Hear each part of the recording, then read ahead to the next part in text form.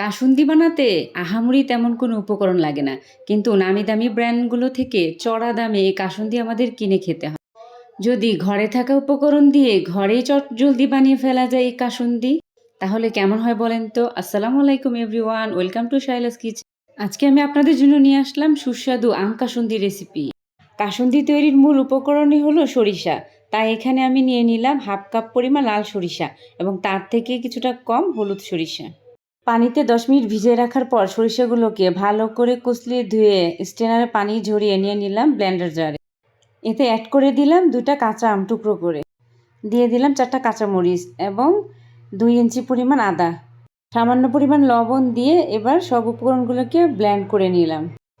Blender করা হয়ে গেলে মিশ্রণটাকে একটা ফ্রাই প্যানে ঢেলে দিলাম এবং ব্লেন্ডার জারটি ধুয়ে দিয়ে দিলাম পানি। নাড়াচাড়া করে পানির সাথে উপকরণটি মিশিয়ে নিলাম। একে একে এবার কিছু মশলা এতে অ্যাড করে দিব। প্রথমে দিয়ে দিলাম আমি এতে 1 চামচ পরিমাণ লাল মরিচের গুঁড়া, হাফ চামচ পরিমাণ হলুদ গুঁড়া। নাড়াচাড়া করে মশলাগুলোকে মিশ্রণটার সাথে মিক্স করে দিলাম।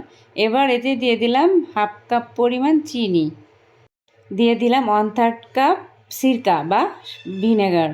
এবার নেড়ে চেড়ে মিশ্রণের সাথে সমস্ত উপকরণ মিক্স করে নিলাম।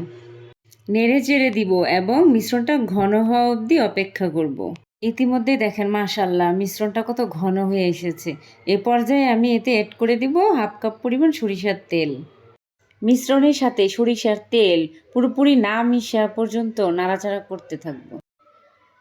নাড়াচাড়ার এক পর্যায়ে লক্ষ্য করেন সরিষার তেল সমস্ত উপকরণের সাথে মিক্স হয়ে গেছে। মাশাআল্লাহ, সহজভাবে রেসিপিটি দেখাতে চেষ্টা করেছি। আশা করি আপনাদের সবার কাছে ভালো লেগেছে। যদি ভালো লাগে তাহলে লাইক, কমেন্ট, শেয়ার করতে ভুলবেন না।